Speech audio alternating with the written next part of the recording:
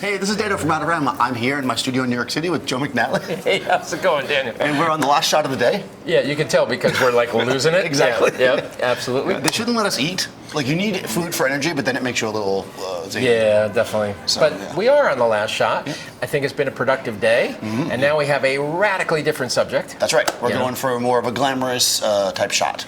Yeah, kind of. It's almost like all American in a way. You know, Borgie, our singer, actress, and model, is blonde, and she's got a blue dress, bright colors, as opposed to the much moodier stuff we did earlier. Yeah. So. Yeah, totally different vibe. We changed it up a lot, or we're going to change it up a lot. Go for something a little bright, a little more glamorous, a little low, but still a character, like a glamour character.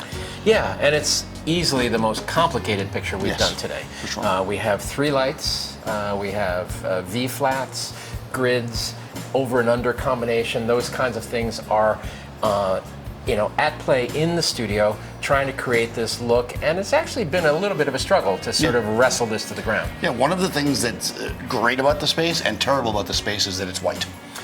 Light bounces everywhere, so when you're trying to actually have more controlled light in here, it can be a little bit tricky. So it does require a lot of extra little tools to make it happen. Yep, so the front lights are gridded. Nothing special about the front light. It's a standard clamshell or beauty light arrangement. And overlight and underlight, the overlight is stronger.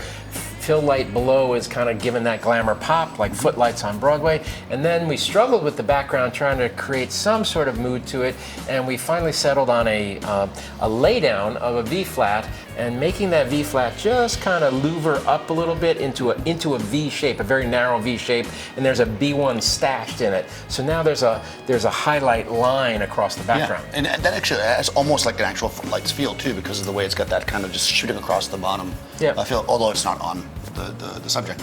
So it's creating a gradation, which is really nice. And we tried, like I said, first we shot the light at the background, then on the floor, and it just didn't have the control we needed. It was going everywhere. So that was just a great idea. You were like, lay that V flat down. And of course we all looked like, what? Yeah. But sure enough. Joe's lost his marbles. That's it.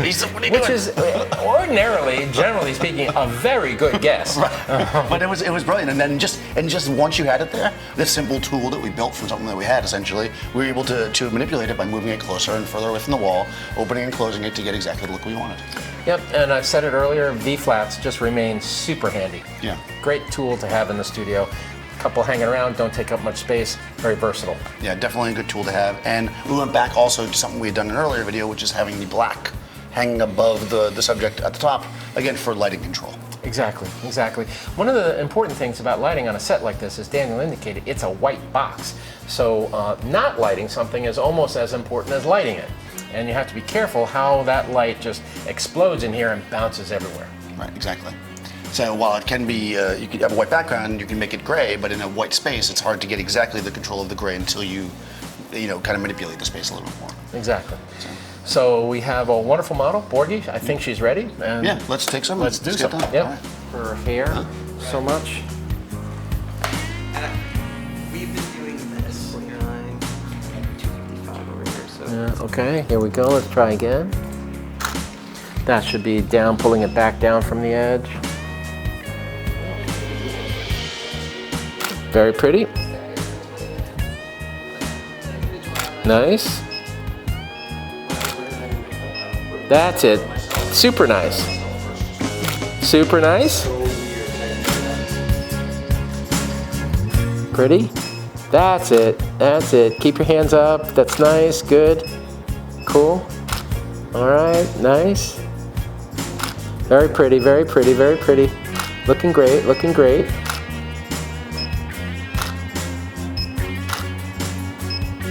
Nice. Cool. Cool. All right, now try this. Maybe hands on hips and kind of a little stronger, like, go get them, boys. Nice. Very pretty.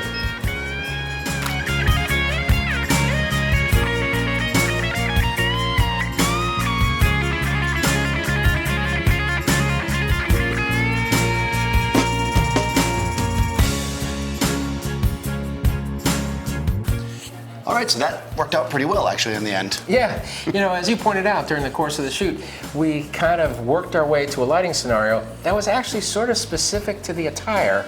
We did a couple wardrobe changes. They didn't work. We put her back in that, and the whole thing kind of came together. Yeah, because I think when we first set her there and you took the first few images, which were pretty good, it was like, okay, nicely lit, whatever. It didn't make that outfit scream. And then you worked it until the outfit worked, which then kind of made it not work for other outfits in a lot of ways. Exactly. Yeah. And sometimes that's the thing, right? Because again, where it comes back down to character, what we're talking about. In that case, sure, she's a pretty girl, and hey, pretty girl, whatever. But she was a very specific pretty girl in this shot. We were going for a very specific vibe.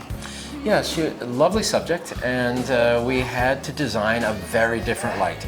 And that, pulling us through the day, we kind of took a fairly sizable journey in terms of simplicity of light to complexity of light. Yeah, right. It's kind of nice. Yeah, it was actually really interesting because we started off with what looked really maybe complex to somebody else, with the giant light at the beginning, which was really just simple. It was just a big light. Right. Right. But and when you first walk into space and you see that, it's like, but it's really simple. And the second one was really simple. It was just softbox in a sense, right? Just the right subject, the right angle, and then this became multiple light sources, angle of light, different ratios. So. Right.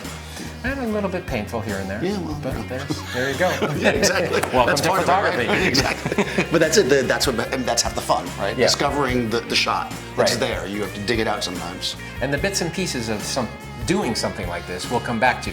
It'll float downstream for a while, then all of a sudden you'll be in a scenario like, I got 5 or 6 people and I need an even line on a backdrop. Oh yeah, I could do a V-flat. Yeah. That type of thing. Yeah, that's great. I'm totally stealing that. Yeah. So you saw it here, I'm gonna steal that. Cool. Totally fine. He gave me, I stole it from somebody else. That's how it always works. Yeah. It is funny, right? That we see people do things, and that's how you learn. You see other people do things, you see a photo, you get inspired by things, you talk about things. I mean, that's really what it is. Absolutely. So thanks for coming by, Joe. Hopefully Thank we'll you do it for again having soon. me. It's been terrific. Yeah, and subscribe to Adorama TV for more videos, and hopefully we'll get Joe back again soon. And, Many thanks. We'll see you It's next been a lot time. of fun.